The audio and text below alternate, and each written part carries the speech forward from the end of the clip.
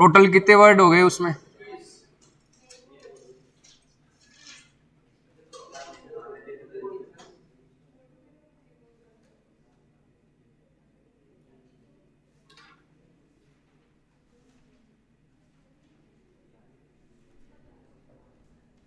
अब इसमें ये एक दे रखा है, जानवरों द्वारा अपने गोबर या मल को खाना। को से स्टार्ट होगा, बाकी कोई ऐसा है नहीं स्टार्ट होगा। और अगला है यहाँ पे जानवरों द्वारा मिट्टी का खाना, जियो से स्टार्ट होगा। फेजिया नाम जुड़ा हुआ होगा हमेशा, जो भोजन से रिलेटेड है ये उसका मतलब होता है कि किसी भी चीज को खाना। अगला है यहाँ पे पशुओं द्वारा अखाद्य पदार्थों को खाना, एलो नाम जुड़ा हुआ होगा। और अगला है यहाँ पे जानवरों द्वारा बालों को खाना और मां द्वारा अपने नवजात बच्चे को खाना, इन्फेंटोफेजिया। इन्फेंट का मतलब ही होता है शिशु, तो ये वर्ड आप जरूर ध्यान रखना यहाँ पे।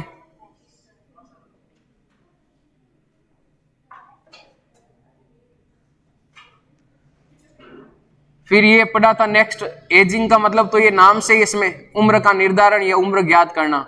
क्राउन का मतलब दांतों का वह हिस्सा जो मसूड़ों से बाहर निकला रहता है।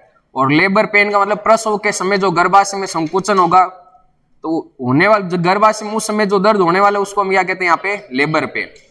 और लास्ट में एक 26 नंबर ये जो हमने लिखा था यहाँ पे, ग्रूमिंग।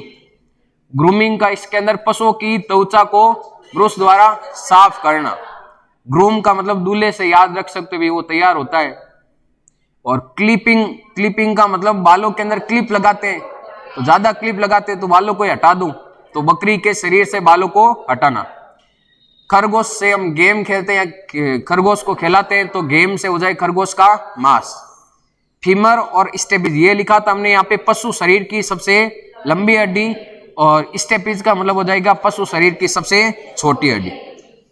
अब इन दोनों से रिलेटेड यहाँ पे दो वर्ड और बता रहा हूं, इनके साथ में यहाँ पे स्टेपिज से रिलेटेड ही नाम है और वो भी स्टेपिज से मिलता जुलता ही नाम है।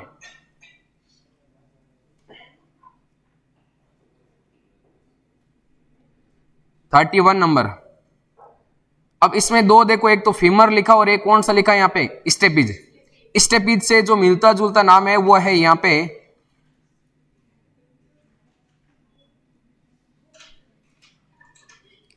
स्टेपेडियस। स्टेपेडियस। अब देखो स्टेपिज है ना, ये सबसे छोटी हड्डी है यहाँ पे, पशु के शरीर की सबसे छोटी हड्डी। लेकिन जो स्टेपेडियस है ना, ये पशु के शरीर की, ध्यान में रखना यहाँ पे, सबसे छोटी मांसपेशी का नाम। पशु के शरीर की सबसे छोटी मांसपेशी का नाम क्या हो जाएगा, स्टेपेडियस। स्टेपिज नाम आएगा तो डायरेक्ट पता लग जाएगा भी इसमें हड्डी की बात कर रखा है। और स्टेपेडियस नाम आए इसका मतलब उसमें है तो आपकी यहाँ पे छोटी, लेकिन वो किसकी बात कर रहा है, मांसपेशी की बात कर रहा है। तो ये लिखो आप स्टेपेडियस, पशु शरीर की सबसे छोटी मांसपेशी।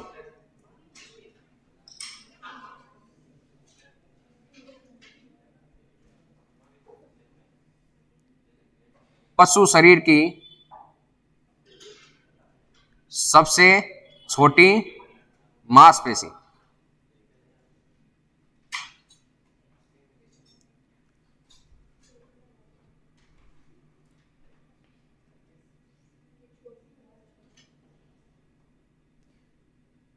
और इसी के बाद में ग्लूटियन। ग्लूटियन ये पशु शरीर की सबसे बड़ी मांसपेशी का नाम। पशु शरीर की सबसे बड़ी मांसपेशी।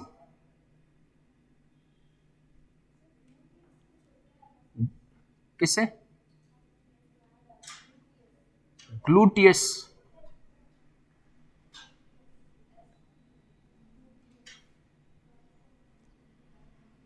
एक ये नाम आपने कहीं पे सुना है क्या, मानव से रिलेटेड, बोलस। क्या होता है, हाँ, मुख गुहा के अंदर जो भोजन का रूप होता है ना, उसको हम क्या कहते हैं यहाँ पे, बोलस। तो पशुओं के शरीर में भी जो भोजन का रूप होगा उसको हम किस नाम से जानेंगे, बोलस। अगला लिखो यहाँ पे 33 नंबर। बोलस।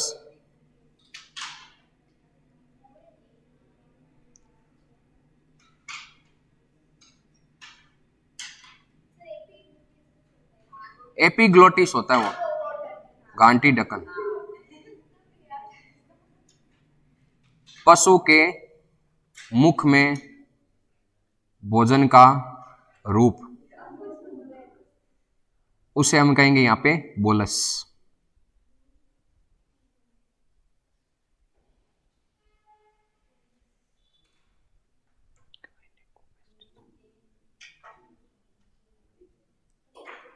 लिख लिया ये।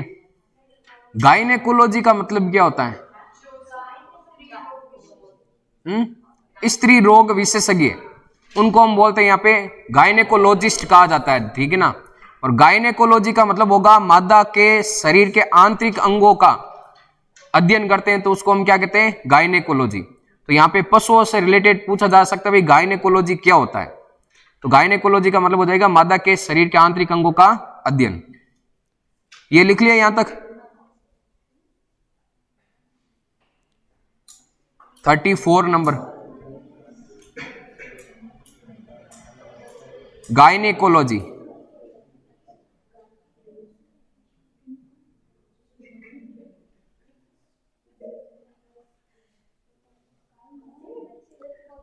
हाँ, गायनेकोलॉजी मादा जनन अंगों का अध्ययन, मादा जनन अंगों का अध्ययन।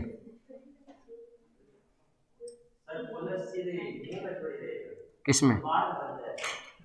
पेट में कायम बनेगा। मुख गुहा के अंदर जो लार वगैरह मिलती है ना, उसके बाद में वो रूप बनेगा। पहले थोड़ी भी मुंह में लिया वो नहीं, लार वगैरह सारी मिक्स की जाएगी, उसको हम बोलस कहेंगे। मुख गुहा में मैंने क्या लिखा? मुख गुहा नहीं लिखा के नाम। पशु के मुख में भोजन का रूप। अब इसमें लार भी साथ में मिलेगी, ध्यान रखना, लार मिश्रित। अमाशय में तो वो कायम हो जाएगा, फिर लार मिश्रित होगी ना।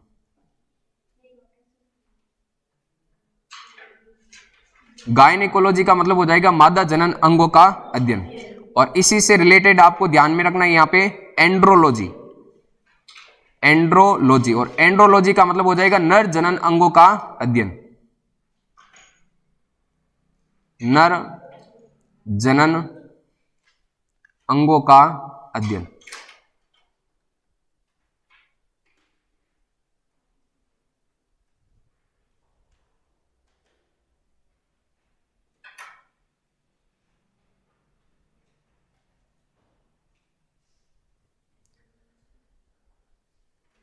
अब 2 वर्ड है, उनको और साथ में याद रखना है। यहाँ पे सिंपल से वर्ड है और आपने पढ़े भी होंगे।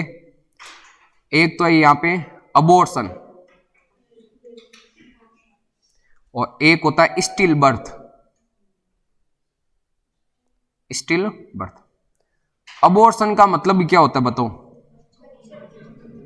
बच्चे को गिराना, मतलब वो भी मृत और प्रसव से पहले।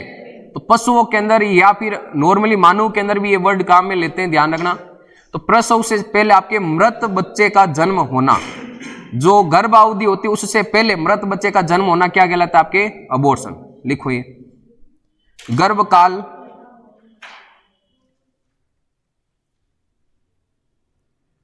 पूर्ण होने से पहले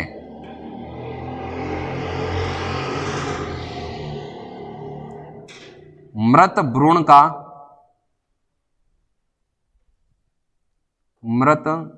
का शरीर से बाहर आना। इसको ध्यान में रखना, हिंदी में गर्भपात भी कह सकते हैं, लिख देना गर्भपात कहलाता है। इंग्लिश वर्ड लिखा हुआ है पहले और यहां पे लिख लेना गर्भपात कहलाता है।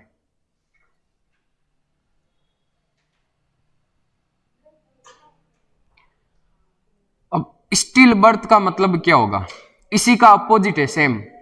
इसमें ध्यान में रखना, अबॉर्शन में मृत भ्रूण का जो आपके जन्म है वो आपके गर्भकाल पूर्ण होने से पहले होता है, लेकिन स्टिल बर्थ में आपके मृत भ्रूण का जन्म या फिर आपके मृत शिशु का जन्म है वो गर्भकाल पूर्ण होने के बाद। जन्म तो होगा लेकिन वो कैसा रहेगा, यहां पे मृत रहेगा। तो ये लिखो 37 नंबर, स्टिल बर्थ, गर्भकाल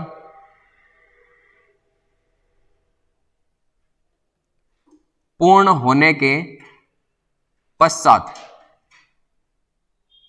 पूर्ण होने के पश्चात मृत भ्रूण का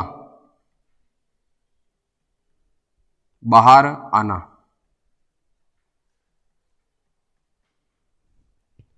गर्भकाल पूर्ण होने के पश्चात मृत भ्रूण का बाहर आना।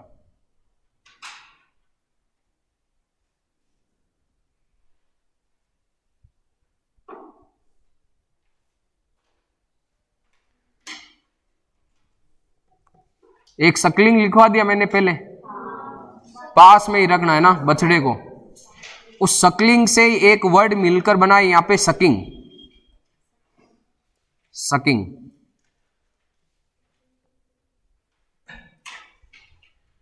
सकलिंग का मतलब बछड़े को मां के पास में रखकर पालना, और सकिंग का मतलब ये होगा यहां पे कि बछड़े द्वारा मां के थनों से, जिसे हम इंग्लिश में उडर कहते हैं, ठीक है ना, यूडर या उडर, UDDR, मां के थनों से दूध पीने की जो प्रक्रिया होगी उसको हम क्या कहेंगे, सकिंग कहेंगे, ध्यान रखना।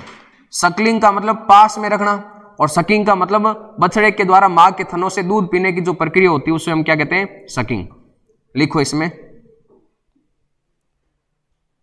बछड़े द्वारा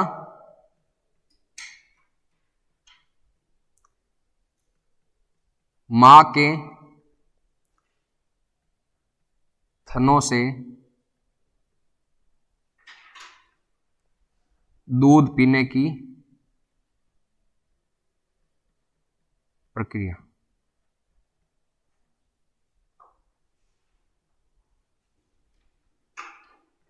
पेट को इंग्लिश में क्या कहते हैं, स्टोमक ट्यूब। हाँ, एक हमने कैथीटर पढ़ा था, क्या होता है, यंत्र है जिसे पशुओं में क्या कर सकते हैं, मल को या पेशाब को बाहर निकाल जाता है। स्टोमक ट्यूब के अंदर क्या करते हैं, पेट के अंदर जो भी अपशिष्ट पदार्थ होगा, पेट के अंदर जो अपशिष्ट या अनावश्यक पदार्थ होगा उसको बाहर निकालना क्या कहलाता है, यहाँ पे स्टोमक ट्यूब। देखो ये स्टोमक ट्यूब की जो मतलब शेप होती है ना, वो इस प्रकार से एक पाइप जुड़ी हुई होती है, और पाइप के अलावा यहां से एक बैलून जुड़ा हुआ होगा। अब इसको बैलून को दबाएंगे ना, एक बार तो हवा भरेगी, वापिस वो खींचेगा ना वापिस। तो इस पाइप को पशु के मुंह में यहाँ पे डाला जाता है पेट के अंदर, ठीक है ना। अब ये नहीं भी यहाँ पे पशु खा जाएगा पाइप, आप सोच रहे होंगे, पूरा यहाँ पे उपकरण होगा स्टील का बना हुआ, स्टील का वो लगाएंगे पहले जिसके कारण पशु का मुंह वापिस बंद नहीं होगा, खुला रहेगा। अब जैसे यहाँ पे मुंह आपके खुला रहेगा तो इसके शरीर में ये पाइप डाली जाएगी, और जैसे इस गुब्बारे को यहां से दबाएंगे ना, प्रेस करेंगे ना, तो एक बार तो हवा अंदर जाएगी, वापिस जैसे छोड़ेंगे तो हवा खींचेगा वापिस अंदर की तरफ, तो जो भी अपशिष्ट पदार्थ होगा वो आपके इस गुब्बारे के अंदर आ जाएगा। तो इससे क्या कर सकते हैं, आपके पशुओं के शरीर से अपशिष्ट पदार्थों को बाहर निकाल सकते हैं।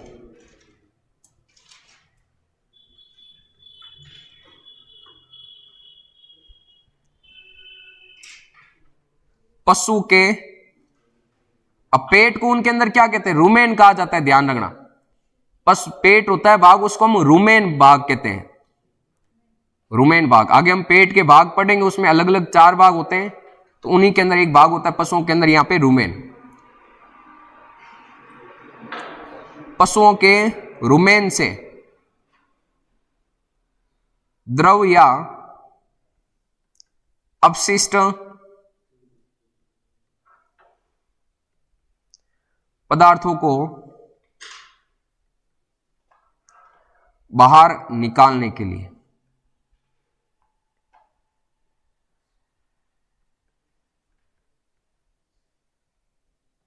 बाहर निकालने के लिए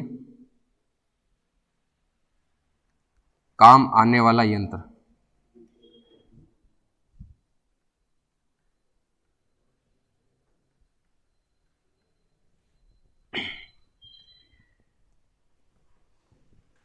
कोई बुक लेके आया क्या इसकी अलग से? कोई नहीं लाया?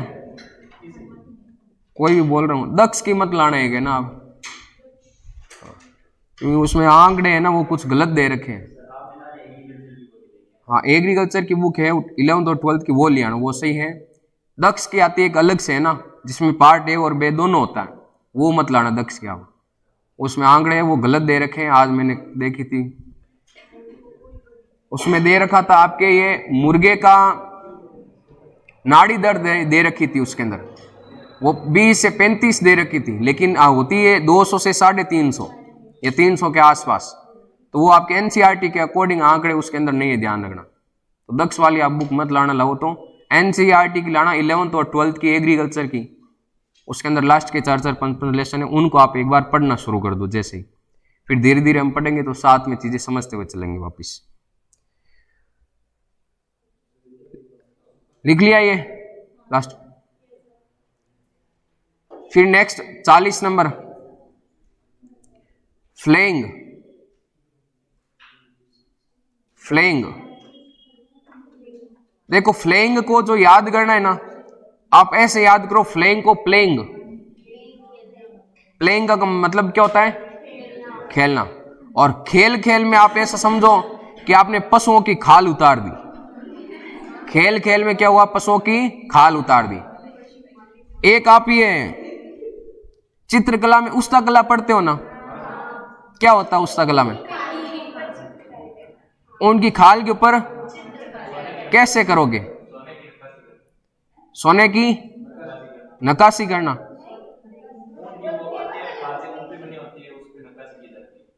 मृत ऊंट की चमड़ी जीवित पे नहीं कही जाती है, ध्यान रखना, उस्ता कला, ठीक है ना? क्या हुआ? कैसे बनेंगे डिजाइन? बालों से? वो जट कतराई होती है वो जट कतराई अलग है, उस्ता कला अलग है। वो जट कतराई वो बोलते उसको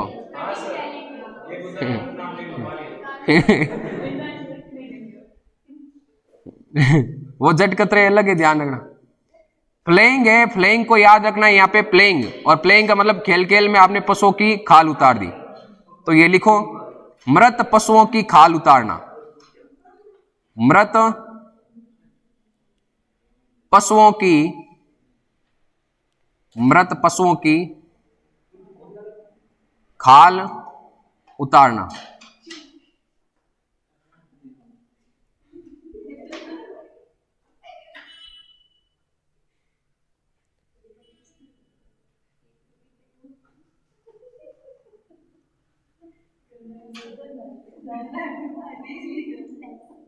मैसेटर पेशी, मैसेटर पेशी मतलब सबसे मजबूत जो पेशी होती है पशुओं के अंदर, वो कौन सी हो जाएगी? मैसेटर।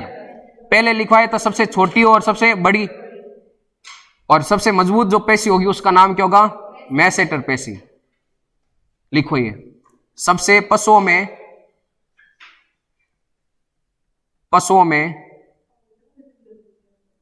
सबसे मजबूत पेशी, सबसे मजबूत पेशी।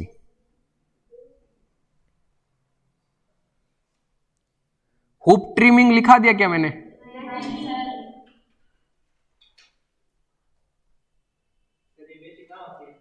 ये जबड़े के पास में होती, गाय के मतलब नहीं, सॉरी, जबड़े के पास में क्या, एक मिनट, ये इसमें, इससे पहले मैंने दो पेशी लिखवाई थी, एक तो छोटी पेशी और एक बड़ी। ये ग्लूटियन जो सबसे बड़ी पेशी होती है ना, ये तो पीठ के पास में होती है, पिछले पैरों के पास में। और स्टेपेडियस जो पशु की सबसे छोटी पेशी होती है ना, ये इसके कान के अंदर ही होती है, ध्यान रखना। और नेक्स्ट जो आपके ये सबसे मजबूत हड्डी होती है ना, ये गले के पास में होती है गाय के, ध्यान रखना, गले के पास में, मैसेटर पेशी। अगला है हाँ हुप ट्रिमिंग। ट्रिम का मतलब क्या होता है? ट्रिमिंग का मतलब ये ट्रिमर, ट्रिमर मतलब मशीन काट नहीं तो होता है। हुप है यहां पे, हुप का मतलब क्या होगा? हैं? हुक, भैंस के अंदर तो हुक क्या रहेंगे? या तो सींग रहेंगे या खुर रहेंगे। तो खुरों को काटना क्या कहलाएगा यहाँ पे? Hoop trimming. और ये सामान्यतः हुप ट्रिमिंग की विधि कब अपनाई जाती है? अगर मान लो पशुओं की उम्र का है, ज्यादा है, और अगर उसको बेचना है तो क्या करते हैं आपके जो भी जिसके पास भैंस या गाय होगी तो वो क्या करेंगे? खुरों को काट देंगे ना। तो खुर को काटने की जो क्रिया होती है उसी को हम क्या कहते हैं? यहाँ पे हुप ट्रिमिंग कहते हैं। क्योंकि खुरों के द्वारा भी पता लगा सकते भी उसकी उम्र कितनी है। हुप ट्रिमिंग पशुओं में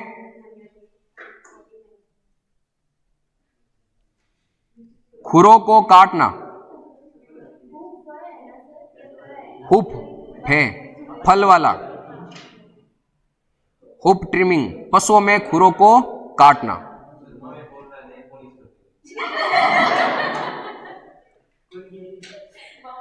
वो भी दिन आएंगे महावीर, इंतजार कर, पढ़ पहले नौकरी लग।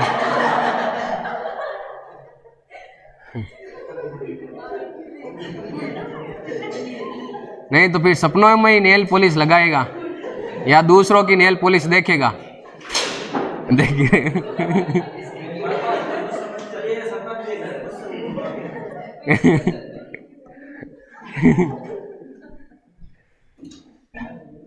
नहीं तो फिर खुद के नेल पॉलिश लगानी पड़ेगी।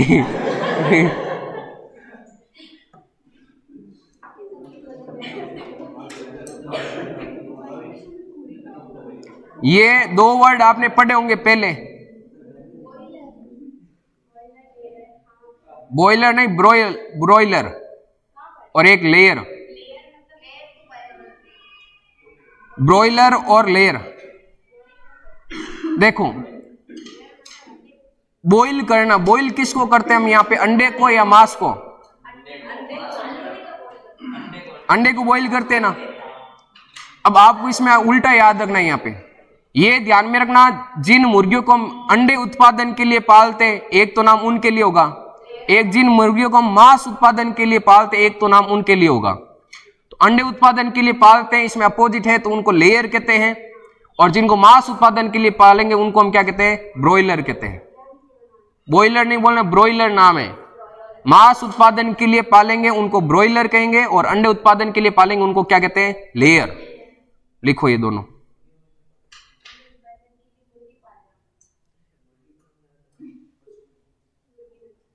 मांस उत्पादन के लिए पाली जाने वाली मुर्गी।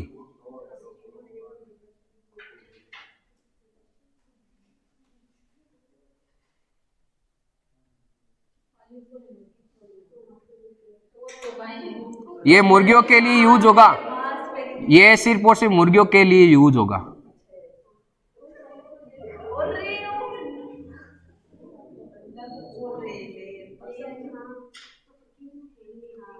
अंडे उत्पादन के लिए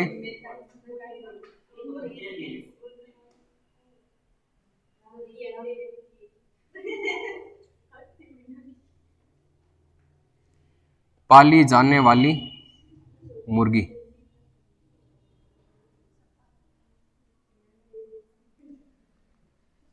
ब्रोइलर और लेयर।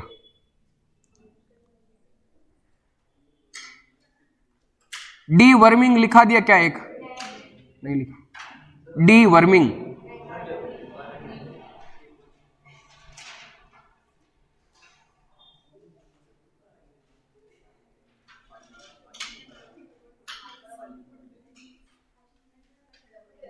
डी का मतलब हमेशा क्या मतलब निकला, कहीं पर भी पढ़ा तो डिलीट करना या फिर उस चीज को हटाना।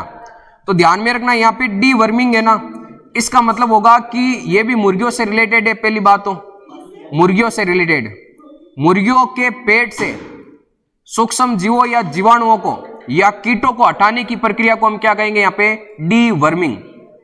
डी वर्मिंग का मतलब मुर्गियों के पेट से जीवाणुओं या जो आपके कीट होते हैं उनको हटाने की प्रक्रिया क्या कहलाएगी? Deworming. लिखो ये मुर्गियों के पेट से, मुर्गियों को क्या? मुर्गियों के पेट से वे उनकी आंतों में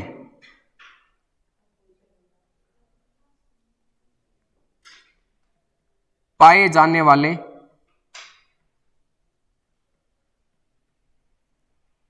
कीट या कृमि को हटाना, डी वर्मिंग।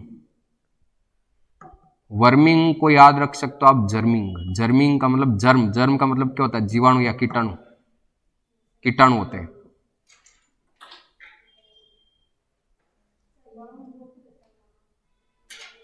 अब मान लो आपसे कोई पास में बैठा है और आपसे ना बोले तो आप क्या करोगे भाई? हैं? हाँ, क्या करोगे? ठोकेंगे ना। वैसे ही मान लो मुर्गियों के अंदर क्या होता है कि भी एक मुर्गी दूसरी मुर्गी से नहीं बोलेगी तो उससे क्या करती है? चोंच मारेगी। तो उसको हम यहां पे कहेंगे केनाबोलिज्म। केनाबोलिज्म, कोनिबोलिज है। तो नहीं बोलेगी तो वो क्या करेगी? चोंच मारेगी ना। और सामान्यतः ये ध्यान में रखना, एक मुर्गी दूसरे मुर्गी को चोंच कब मारती है?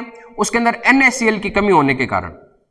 NaCl की कमी होने के कारण ये सामान्यतः लक्षण होते हैं उनके अंदर देखे जाते हैं कि NaCl की कमी के कारण एक मुर्गी दूसरी मुर्गी को चोंच मारती है।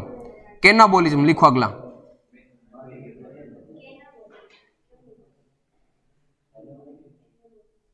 केनाबोलिज्म मतलब कोनिबोलिज है। मुर्गियों द्वारा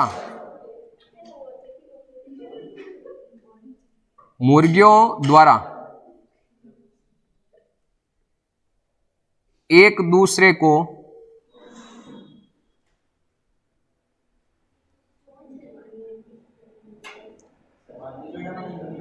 चोंच मारकर, जिनके अंदर होगी वो तो मारेगी। अब वो मारेगी तो आप बैठी बैठ गई चोंच में खा ले गई, फटीड़ा बार थान ठोके तो वो भी तो वापिस सुरक्षा का कार्य करेगी ना। आत्म सुरक्षा का सबको अधिकार है। चोंच मारकर घायल करना, घायल करना। मुर्गियों का दाना सुना है कभी नाम? क्या खिलाया जाता है उनको बताओ?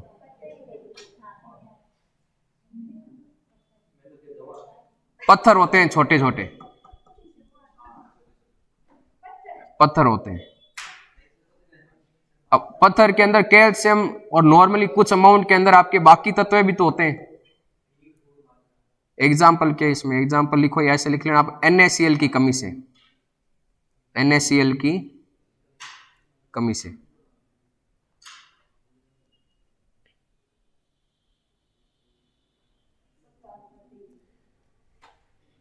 मान लो एक ऐसा नर है जो किसी के पास नहीं जाता है और एक अलग ही स्टेज पर खड़ा है। किस में पढ़ा था? स्टेज।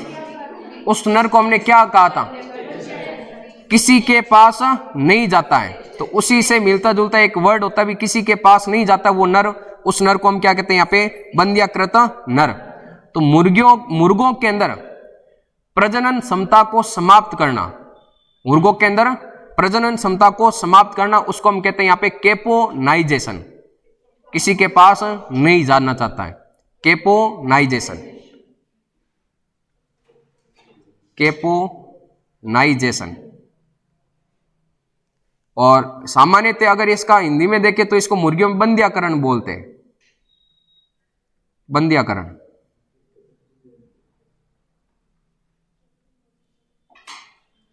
काफ क्या होता है बताओ तो? भैंस के बछड़े को क्या कहते हैं? बछड़ा क्या? भैंस के बच्चे को बुल काफ कहेंगे ना। वैसे ऊंट में ध्यान में रखना, जो ऊंट का जो नवजात बच्चा होगा ना उसको भी हम काफ कहते हैं। क्या कहेंगे? काफ। ऊंट के अंदर भी, ऊंट का पढ़ा नहीं है, आगे पढ़ेंगे ऊंट की शब्दावली। हाँ क्या हुआ? उसमें नवजात बच्चे की बात करेंगे, टोरडिया। और नवजात जो इसके अंदर मादा होगी, तो नवजात बच्चा तो होगा काफ। जवान नर होगा ना उसको बोलेंगे हम टोरडिया, और जवान मादा होगी उसको हम बोलेंगे यहाँ पे टोरडी। जैसे कि आप मान भी हम कोई भी नाम बोलते हैं ना, अगर किसी लड़के का नाम बोलना बिगाड़ कर तो हम उसके पीछे यो लगाते हैं, महेंद्रियो, मावीरियो। वैसे टोरडियो, टोरडियो मतलब जवान नर। और लड़कियों का नाम भी बिगाड़ना हो तो क्या बोलेंगे? ई की मात्रा, पूजली, समूड़ी, दापुड़ी, उगली, सूगली। वैसी टोरडी, टोरडी क्या होगी यहाँ पे? जवान मादा, और जवान नर का नाम क्या होगा उसमें? टोरडिया या टोरडियो। वो आगे पढ़ेंगे हम उनकी शब्दावली। तो केपोनाइजेशन ये लिखना आप, मुर्गों की, मतलब याद रख सकते हो डायरेक्ट, सिंपल है, ज्यादा है नहीं हार्ड। मुर्गियों की या मुर्गों की प्रजनन क्षमता, अब सबका नाम नहीं बिगड़ेगा भाई, प्रजनन क्षमता को समाप्त करना, प्रजनन क्षमता को समाप्त करना।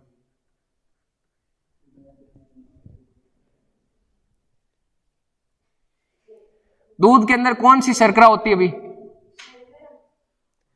दूध में कौन सी शर्करा होती है?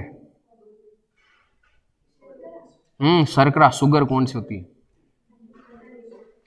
लैक्टोज शर्करा होती है। इसके अंदर एक वर्ड आएगा यहाँ पे, लैक्टेशन पीरियड। लैक्टेशन पीरियड मतलब दुग्ध स्त्रवण हो रहा है और वापिस दुग्ध स्त्रवण कब बंद होगा, वो जो टाइम होगा उसको लैक्टेशन पीरियड कहा जाता है। इसमें एक लिखो आप यहां पे, कल जो वर्ड में बता रहा था, क्वारंटाइन, अलग रखेंगे ना। क्वारंटाइन का मतलब किसी पशु को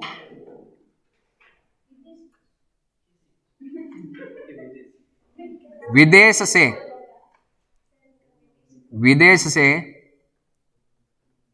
अपने देश में लाने पर एवरेज जो दिन है इसके अंदर वो है यहां पे 20 से 30 दिन, 20 से 30 दिन तक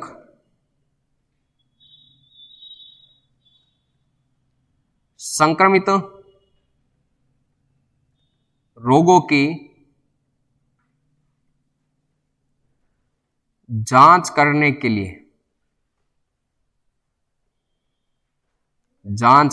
लिए अलग रखते हैं।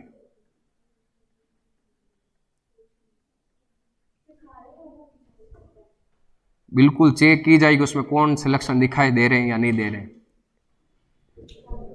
वैसे ही आपने देखा होगा कोरोना काल में कोई लक्षण नहीं है तो 15 दिन बाद में घर भेज देते हैं, लक्षण है तो वो वहीं पे रहता।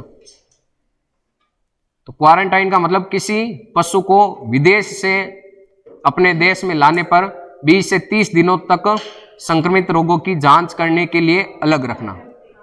एक इसी के अंदर देखो, जब पादपों को या कोई बीज वगैरह लाए जाते हैं ना विदेश से, तो उनके अंदर रोगों की जांच करने के लिए एक संस्था होती है, उस संस्था का नाम है NBPGR। NBPGR जैसे हमने NBAGR पढ़ा था, national bureau of animal genetic research, जो आपके पशुओं की नस्लों को पंजीकृत करने का काम करती है, वैसे एक संस्था होती है NBPGR, national bureau of plant genetic research. ये पादपों की आनुवांशिकता में सुधार करने का कार्य करती है। अगर कोई भी बीज या कोई भी पौधा विदेश से लाया जाता है तो उसकी सबसे पहले जांच की जाएगी, उसके साथ में कोई वायरस या फिर कोई पौधों के अंदर फैलने वाला कोई आपके कीट ऐसा नहीं आ गया हो। आपने एक नाम सुना होगा इसमें, जलकुंभी का नाम सुना है? जलकुंभी एइकोर्निया क्रेसिपस वैज्ञानिक नाम होता है, जिसको बंगाल का आतंक के नाम से भी जानते हैं। बंगाल का आतंक क्यों कहते हैं? क्योंकि वहां पर सबसे पहले सजावटी पौधे के रूप में इसको ले जाया गया। तो अब सजावटी पौधे के रूप में उगाया गया तो ये धीरे धीरे इतना फैलने लगे अपने आप ही कि भी जितने भी आपके समुद्र वगैरह या तालाब जो भी थे उनके अंदर फैलने लगे। अब ज्यादा संख्या बढ़ेगी तो ये पूरे पानी को ढक लेगा, और जो भी जलीय जीव होंगे या जलीय पौधे होंगे अंदर जो पानी के अंदर, वहां तक प्रकाश नहीं जाएगा, और प्रकाश नहीं जाएगा तो सूर्य का प्रकाश संश्लेषण क्रिया नहीं होगी, और प्रकाश संश्लेषण क्रिया नहीं होगी तो जलीय पौधे विकसित नहीं होंगे। जलीय पौधे विकसित नहीं होंगे तो जलीय कीट कैसे खाएंगे, और जलीय कीट नहीं होंगे तो आपकी मछलियां नहीं रहेगी। धीरे धीरे आपके वहां का पारितंत्र कमजोर होने लगेगा। तो ये बंगाल के अंदर ज्यादा फैला था, इसलिए इसको बंगाल का आतंक कहते हैं। तो वो आपके NBPGR जो संस्था है, ये प्लांट से संबंधित जितनी भी आपके बीमारी होती है या विदेश से लाने के बाद उनके अंदर पौधों के अंदर या बीजों की जांच करती है कि उनके अंदर कोई वायरस तो नहीं है पहले। तो एक वर्ड इसमें यहां पे आपको लिखना है next 49 number, lactation period. Lactation period. ध्यान में रखना, दूध के अंदर लैक्टोज शर्करा होती है। गाय का दूध हो, भैंस का दूध हो, उनके अंदर लैक्टोज शर्करा होती है।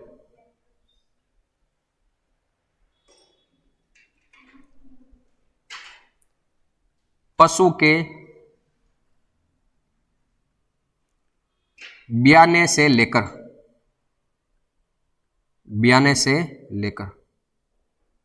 दूध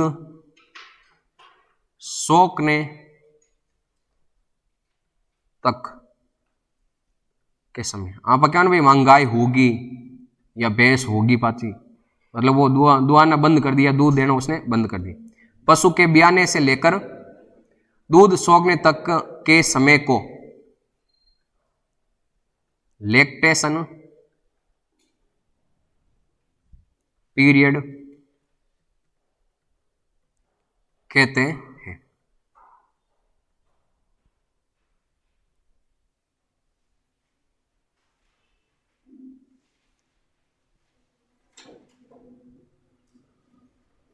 अब एक बार जिसका पूछो लिखा दिया तो आप बता देना भाई कि वो लिखवा दिया, कोई बाकी नहीं रह गया हो। मैसेज तो बस।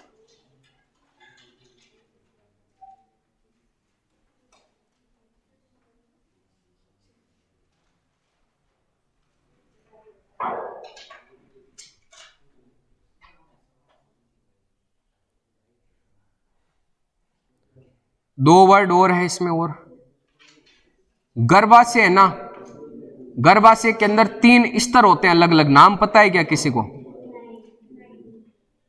या किसी एक स्तर का नाम पता है कि भाई गर्भाशय का आंतरिक स्तर कौन सा होता है? हाँ, वैसे तो गर्भाशय का अंत स्तर कहते हैं हिंदी में, इंग्लिश में नाम उसका क्या होता है? एंडोमेट्रियम कहते हैं। गर्भाशय का आंतरिक स्तर होता है उसको क्या कहते हैं? एंडोमेट्रियम। तो एंडोमेट्रियम से आपको यहां पे याद रखना मेट्राइटिस। मेट्राइटिस का मतलब होता है गर्भाशय में या पशुओं के गर्भाशय में सूजन आना, उसको हम क्या कहते हैं यहां पे? मेट्राइटिस। ये लिखो, गर्भाशय में सूजन आना।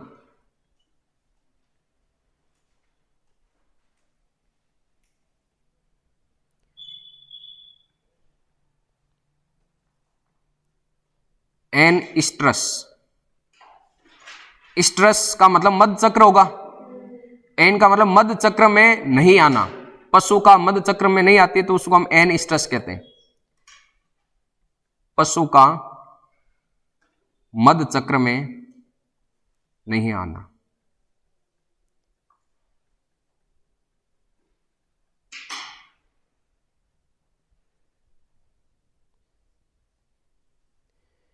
ये आपको टोटल 51 वर्ड है आपको याद रखने, 51 शब्द टोटल। एक दो बार आपको पढ़ोगे तो ये सारे वर्ड नॉर्मली आपको याद हो जाएंगे, ठीक है। ज़्यादा हार्ड है नहीं, और कुछ ऐसे भी वर्ड है जो आपके पहले पढ़े हुए हैं या पहले सुने हुए हैं, और लगभग वर्ड को हमने लिंक करके पढ़ा है तो वो आपको आसानी से याद हो जाएंगे इसके अंदर, ठीक है। अब आगे मैं आपको ऊंट की शब्दावली करवा रहा हूं। खुद का दूध, उसका भाई पता नहीं क्या, ये पीडीएफ थी मैंने उससे लिखवाई आपको, एक्स्ट्रा नहीं पता क्या होगा उसका, पता नहीं उसका, देख के बता दूंगा मैं कल। खुद का दूध, खुद है, देखना पड़ेगा फिर वो वर्ड, मुझे पता नहीं कहाँ है मावी। तू देख गई हवर चेक करी थार मुंडो देख दी बचपन पीवे। आगे देखो तो मैं, अरे जनी तो क्या वजह फोटो देखती रामी देखी इरामी देखने लाग जी पचकेन भी।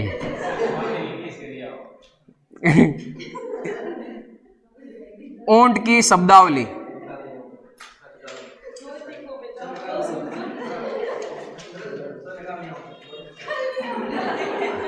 देख तू बैठो रहे ना, क्लास हो रही चाले पढ़ी जे होरो, थन देख देख मारू ही होर पढ़े जे। तन देख देख मारू और पड़ी जाए। ऊंट की शब्दावली देखो, पहले जो बता रहा हूं वर्ड उनको याद रखो एक बार आप, फिर मैं बताऊंगा हरे को क्या कहते हैं। आपको याद रखना है सबसे पहले मैया किसको बोलते हैं? आपको ध्यान रखना है मैया संडे को क्या लिखा हुआ है? SUN होगा, मैंने लिखा है इसलिए भी ये आपको याद करना है, इसलिए स्पेलिंग तो मुझे ही आती है। संडे याद रखो आप, इसको जो भी है संडे बोलना है इसको। मैया संडे को नए कप में क्या लानी आपको? नए कप में कॉफी लानी। क्या लानी है यहां पे? कॉफी। तभी आपका एक बड़ा भाई होगा या जो भी मतलब इसमें नर होगा, वो बोलेगा भी इसको कप को तो इसने तोड़ दिया, तोड़ दिया। और जो लड़की या फिर जो मादा होगी वो बोलेगी तोड़ दियो, तोड़ दी। ये तोड़ दिया बोलेगा और ये क्या बोलेगी? तोड़ दी बोलेगी यहां पे। फिर जो पास में खड़े हैं दूसरे वो बोलेंगे इनको लखन नहीं है। क्या नहीं है? लखन नहीं है। एक बार इतना आपको ध्यान रखना है। अब देखो इसमें एक दो जो वर्ड आएगा वो आएगा हमारे पास में वयस्क नर, एक हाँ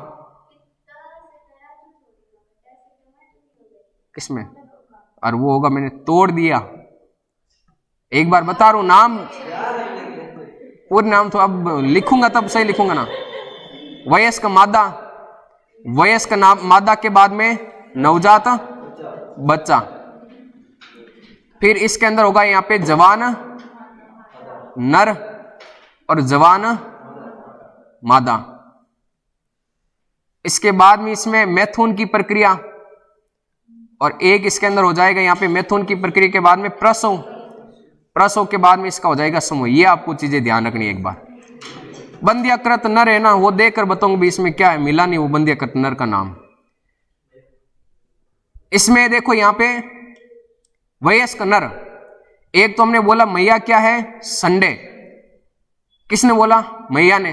अब वैसे तो ये आपकी फीमेल जैसा वर्ड आ रहा है, आपको इसमें रखना है मेल में, तो ध्यान में रखना यहां पे वयस्क नर होगा ना उसको हम कहते हैं मैया। वयस्क मादा है संडे मतलब सेंड, सेंड या सांड इसको पढ़ा जाएगा इसी टाइप में, ठीक है ना। और नवजात बच्चा आपको कॉफी से याद रखना, यहां पे काफ बाकी के अंदर पढ़ा था तो डायरेक्ट वैसे ही याद कर सकते हो आप, काफ। और इसमें देखो प्रसव की क्रिया क्या कहलाएगी बताओ काफ से रिलेटेड? जैसे किड का किडिंग पढ़ा था हमने, काफिंग, काविंग पढ़ा था, काविंग। अब देखो जवान नर और एक जवान मादा, मैंने कहा था लड़के का नाम बिगाड़ के बोलते और पीछे यो लगाते हैं, तो तोड़ दिया मतलब तोड़ दियो या तोड़ दिया, तोड़ दिया। और ये आपकी जवान मादा क्या होगी यहां पे? तोरडी। अब मैथुन की प्रक्रिया देखो लखन नहीं है इन दोनों के अंदर, तो मैथुन की प्रक्रिया दोनों के बीच होगी, तो मैथुन की प्रक्रिया को हम कहते हैं लखाना। क्या कहते हैं? लखाना। और कोई भी ऊंटों का समूह या टोला देखते हैं, टोड़ा मतलब समूह ही केवा, तो समूह इसका होगा वो होगा टोला या टोड़ा कहते हैं इसको, ये याद रखो आप। बंध्याकृत नर का वो मैं देखकर बता दूंगा इसके अंदर क्या है अलग से, ये आप लिखो इसके अंदर। वयस्क नर मैया,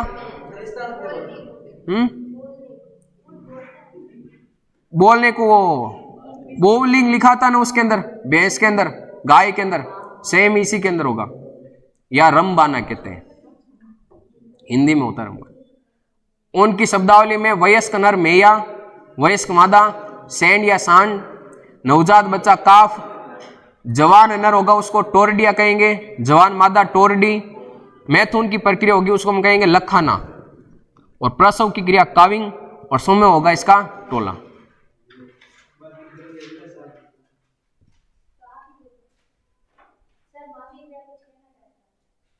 क्या हुआ?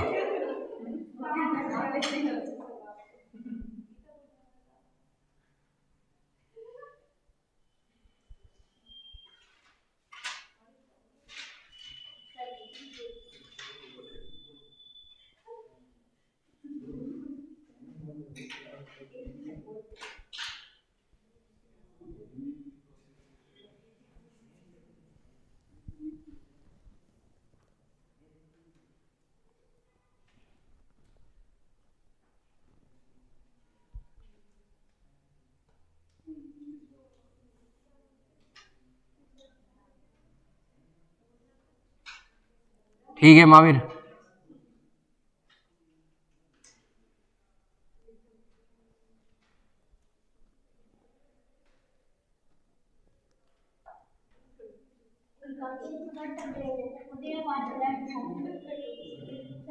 हाँ नहीं, आज वाला नहीं आएगा, आज वाला टेस्ट के अंदर नहीं आएगा, ध्यान में, आज वाला नहीं आएगा, इससे पहले का जो करवाया था वो आएगा।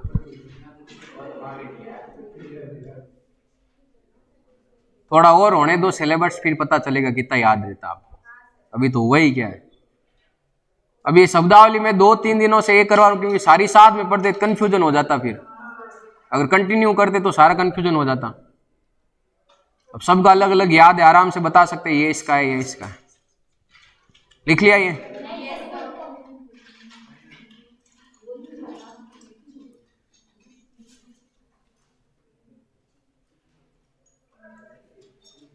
ओविस एरिस किसका वैज्ञानिक नाम है, बताओ?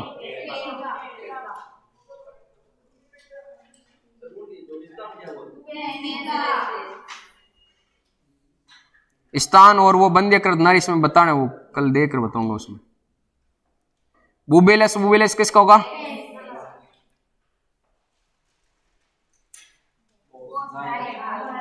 कौन सी नस्ल है?